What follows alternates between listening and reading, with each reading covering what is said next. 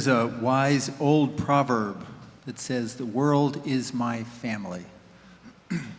And if we subscribe to the statement, "Love thy neighbor as thyself," then we need to focus that proverb, "For the world is my family," to "the district is my family."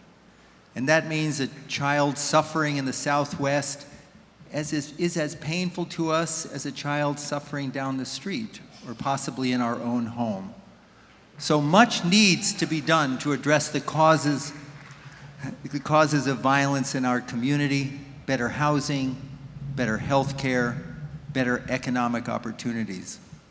But at its core, we must provide ways to reduce the stress and heal the traumas that fuel so much pain and suffering: drug abuse, violence, crime.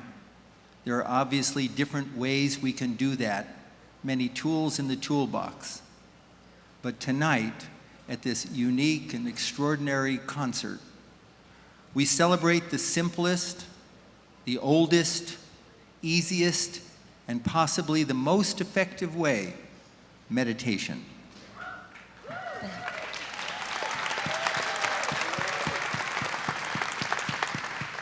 Backed by science, universal in its application, practiced by people of all religions, meditation, and specifically transcendental meditation, is a way to access the profound field of silence that exists within every single human being.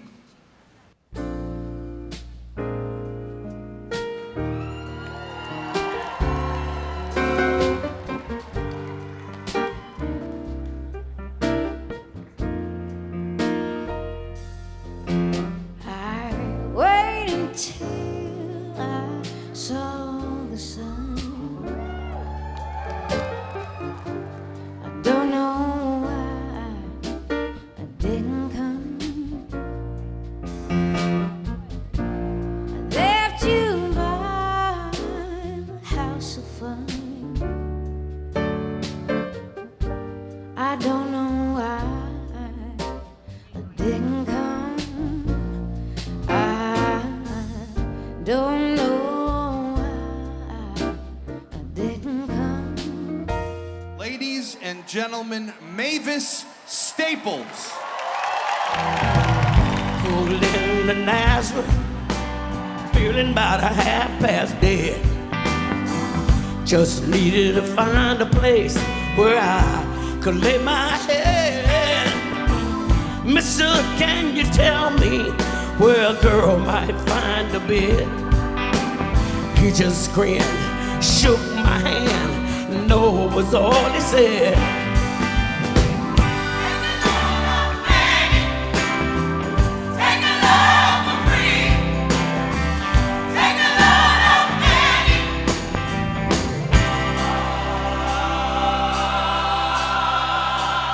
Put the load right on me. Put the load on me. Oh, happy day. Oh, happy day.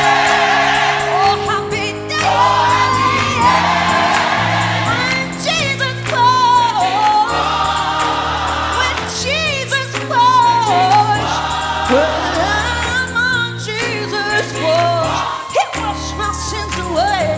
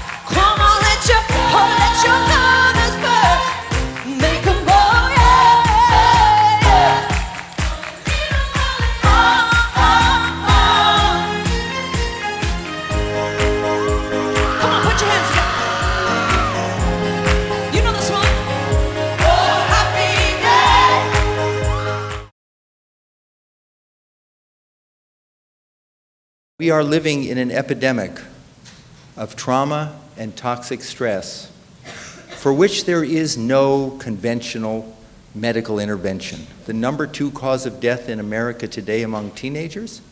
Suicide. By the time they're in your classroom, they are broken. They are experiencing PTSD like these soldiers. PTSD is not only what happens in Afghanistan, it happens on Alabama Avenue. When they are stressed in toxic situations and violent communities, the access for learning, for concentration, for memory, all of those things are going to be hampered. We say we don't want children to kill each other, yet it keeps happening. We say we want our children to live an equal life of opportunity, yet it's not happening. We say we want a better society, but yet when it comes to our children, we keep doing the same things over and over and over again. When we go into a classroom, first we ask the students, how do you use your mind? How are you using your body? What community do you belong to? What types of relationships are you involved in? And then how do you feel when each of those areas of your life are stressed? They turn to all these different things that are external, and what we offer them is another tool. We say there's another option, there's transcendental meditation as something that helps you eliminate that really deeply rooted stress that you've accumulated after all of these years as one way to manage the way that you interact with others. It's not just about making kids de-stressed or less stressed. It's about making kids available to be successful. This first study is from students at American University, and they looked at a number of different parameters, distress, anxiety, depression, anger, and coping ability. In all of the cases, the TM exceeded the control. There was a reduction in all of these negative things and an increase in the coping, the positive thing. But there's so many things that our kids are experiencing that's going to affect their education: anxiety, depression, ADHD, oppositional defiance. That's what affects teachers. And transcendental meditation helps decrease that and gets that violent, that it calms them, and now you can actually put them on a level where you're able to teach. Preemptive is much better than post-traumatic. I would much rather be teaching kids transcendental meditation than teaching them how to get over a school shooting, than teaching them how to get over the funerals that we have to attend because of the violence in our streets. So please, when you leave here today, when you think about it tonight, when you talk to your friends this weekend, just ask them one simple question: what is your school doing about toxic stress? And if they can't answer that question, call Bob. We're going to change education here in the borough of Brooklyn, and it's going to cascade throughout the entire city and the entire country. So together, let's meditate, let's heal, let's enjoy the moment.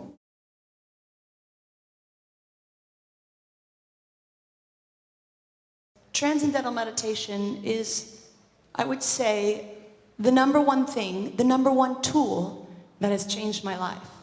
It's brought me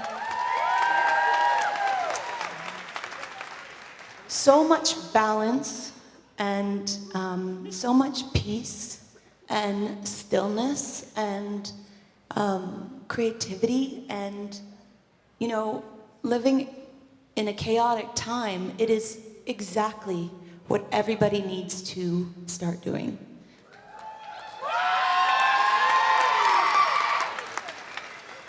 And for me, I have had depression in the past, and I've always used my music to combat it, but using both my music and meditation has always set me straight. It's the number one thing I do whenever I'm starting to sink a little bit, just to lift me back up. And it really does something for my brain. It'll feel like at a certain point, something shifts in my neural pathways, and all of a sudden, I start lighting up different neural pathways or parts of my brain that feel like they've had cobwebs on them, and bringing color and light to them and feeling like a halo is kind of just igniting around my head.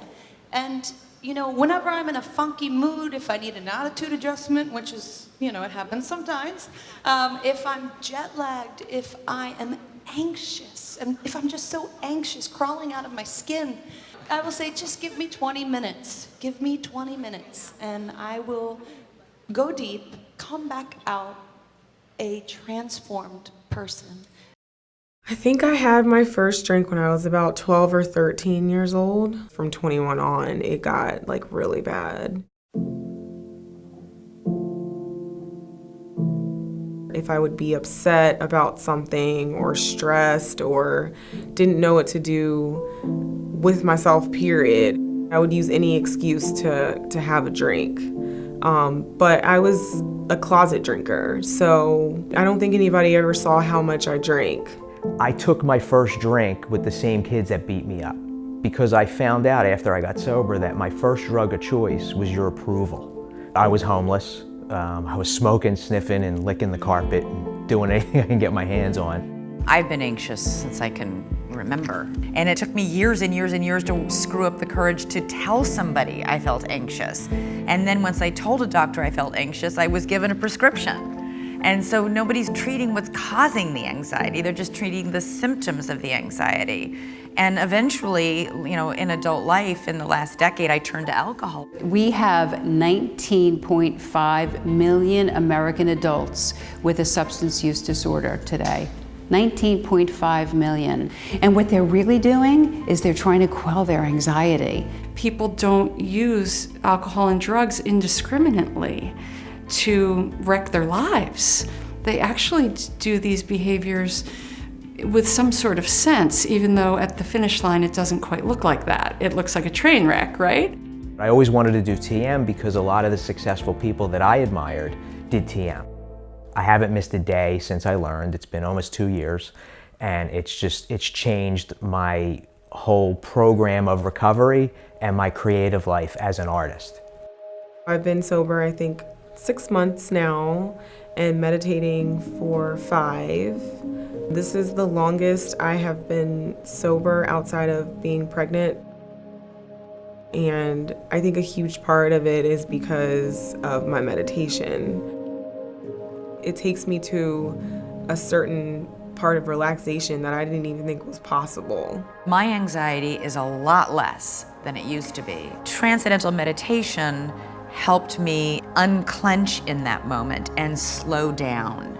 Stress and craving and that whole intersection of those kinds of psychological variables really plays a critical role in the relapse process. And so anything we can do or offer patients to help mitigate some of that can be a very positive thing. And I see meditation in general and TM specifically as having great promise in relapse prevention. And the research is crystal clear. The research is incontrovertible. They are able to attune with themselves, which is sort of a fancy way for saying they can start to think straight. I have found it to be an incredibly useful complement and an incredibly useful component to my own recovery and my own sobriety. We in the addiction field need all the help we can get in enhancing our treatment, and I would like to see this become part of mainstream addiction treatment. My whole way of looking, my perspective of the program and how I live my life changed. And I know it was from meditation. I know it was. For our species, for young people, for old people, for people that are suffering, for people that don't want to suffer, for people that want the world to change, for people that believe that the world can change, this technique is a significant tool.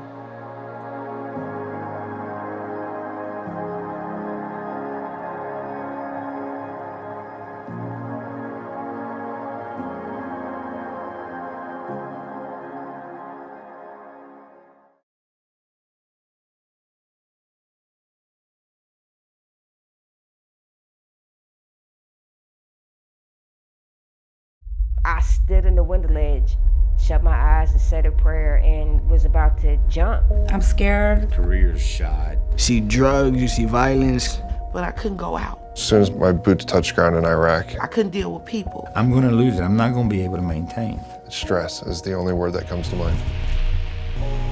The epidemic of stress. Modern medicine has no way to prevent it and no way to cure it. The impact of stress is so huge. It fuels 80 to 90% of all diseases, from heart disease and cancer to the common cold, to anxiety and depression, to eating disorders and sleep disorders and learning disorders. The stress hormones build up until we collapse, and what happens? Our immune system drops. Now we don't have a reserve. And I believe that TM can be a tool for all of us to regenerate, to restore, to develop resiliency. The research shows that not only does transcendental meditation reduce physical stress and improve physical health, but it also improves mental health, it improves behavior, it improves performance and productivity.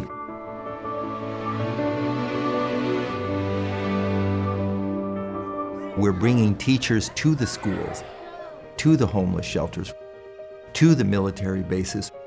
You never know what battle someone's fighting. And if you're not getting rest, stress gets near unbearable. That's what the David Lynch Foundation is about, creating a safe space for them to meditate, to help them deal with the trauma they've been through, but set them up for success later in life as well. Having grown up in a poor and working class community, one of the most stressful aspects of that is feeling insignificant, feeling ignored, unimportant, and feeling like you don't matter. People are tired, people are stressed, people are angry, they have trauma, and it's showing up in the community, which is why we have so much violence. I feel like TM has sort of taught me how to swim in life, and it was just so easy and so simple and so accessible. In a way, it served my sense of calm and peace and focus. I get rest and I pray and I write. Something was still missing, and I didn't know that I can actually achieve that. When I first got back, I was lucky if I would get an hour or 2 hours of sleep a night. I was on over 60 pills a day. Pain wasn't going away. Sleep wasn't getting better. Anxiety wasn't getting better. Nothing helped. Once I started doing the meditation, it was unbelievable. I'm sleeping better now than I have in more than a decade. The anger's gone. The irritability is on a lesser scale. It's made me happy. It's made my family happy. A major study funded by the Department of Defense found transcendental meditation to be as effective, if not more effective, compared to the gold standard in VA hospitals, prolonged exposure. To know that something as small of a concept of 20 minutes, twice a day, can make me feel like I feel now, that's a gift that you can't buy. When given a chance, the human being can thrive. People can thrive. The David Lynch Foundation has demonstrated the beneficial effects of transcendental meditation are for everyone. This is a very transformational tool that can rebuild the interior landscape in a way that the world is desperately looking for. Real change for the good truly begins within.